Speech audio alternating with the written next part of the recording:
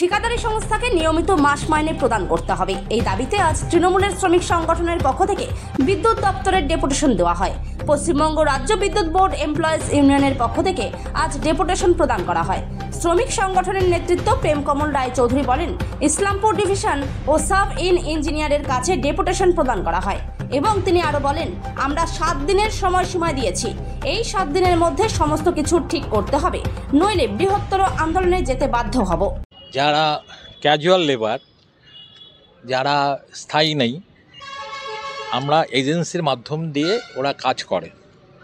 সেই এজেন্সির 3 শিফট নেয়। গোয়ালা কনস্ট্রাকশন, তার নাম হচ্ছে গোয়ালা কনস্ট্রাকশন, বিজু গোয়ালা।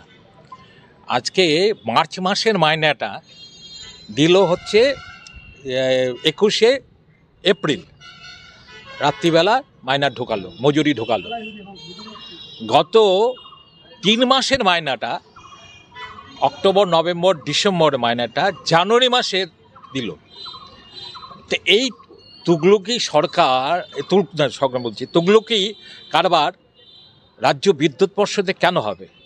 যেখানে সরকার আমাদের, যেখানে মুখ্যমন্ত্রী, জনদরদী মুখ্যমন্ত্রী আমাদের, আমরা বিদ্যুৎ দপ্তরের মন্ত্রী অরূপ বিশ্বাস আমাদের, অতএব এই তুগলকি কাণ্ড ইসলামপুরে কেন হবে? কে করছে?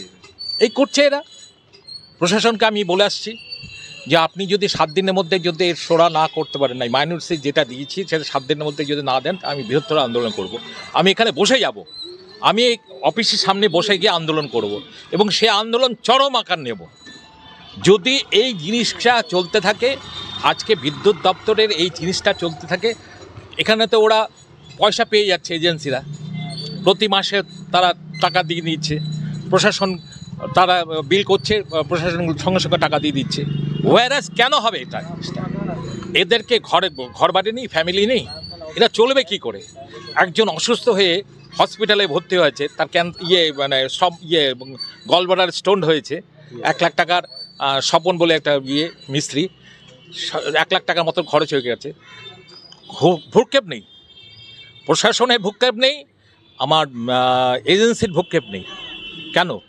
কতজন আছে এই এজেন্সির আন্ডারে? 19 জন কাজ করছে। আজকে 19 জনের মাইনা আজকে 21 তারিখে রাত্রিবেলা পেল। কতদিনের বাকি আছে বকেয়া? মার্চ মাসের, আর আগে ছিল 3 মাস। 3 মাসের একবারে মাইনা জানুয়ারি মাসে দিয়েছে। তাহলে কত মাসের বকেয়া আছে? এখন আর বকেয়া নেই। এখন এই মাসে, এপ্রিল মাসটা আমরা বলেছি 1 তারিখ থেকে 7 তারিখের মধ্যে পেমেন্ট করার জন্য। যদি না করে তাহলে আমরা কিন্তু বৃহত্তর আন্দোলনে যেতে বাধ্য হব। আমি ডিভিশনাল ম্যানেজারকে বলে আসছি, আমি উপরে সিনিয়রকেও বলছি। শুধু তাই না, আচ্ছা ইএসআই কার্ডটা যেটা খুবই দরকার, এই হেলথ ইন্স্যুরেন্সের কার্ডটা এখনও পর্যন্ত এরা পায়নি। নাইট শিফট অ্যালাউন্সটা পাইনি। তারপরে ডিউটি রোস্টারটা বলছে দিয়ে দিয়েছি, তো ডিউটি রোস্টারটা ঠিক আছে, আমরা এই গত মাসে পেয়েছে, ওরা গত মাসে পেয়েছে। তো এখন আমরা চাইছি এর বিরুদ্ধে যেন ডিপার্টমেন্টে অ্যাকশান নেয়। ডিপার্টমেন্টকে অ্যাকশান নেয়। আমরা তো চিনব না, আমরা কোন এজেন্সি আছে আমরা চিনব না, আমরা ডিপার্টমেন্টকে চিনি। কেন? ডিপার্টমেন্টে কাজ করে এরা বিদ্যুৎ থেকে যাতে অব্যাহত থাকে, রেগুলার বিদ্যুৎ কনজিউমাররা পায় এবং সেই ব্যবস্থাটা এরা করে। অর্থাৎ ডিপার্টমেন্টের দায়িত্ব যে ডিপার্টমেন্ট কী করে করবে এবং তাদের দাবি দাওয়া কী করে মিট আপ করবে, সেই জন্য আমরা ডিভিশনাল ম্যানেজারকে আমরা ডেপুটেশন দিয়েছি। ইঞ্জিনিয়ার স্টেশন ম্যানেজারকে ডেপুটেশন দিলাম এবং বলেছি 7 দিনের মধ্যে আমরা রেজাল্ট চাই, না হলে আমরা বৃহত্তর আন্দোলনে যেতে বাধ্য থাকবো। কী নাম আপনার?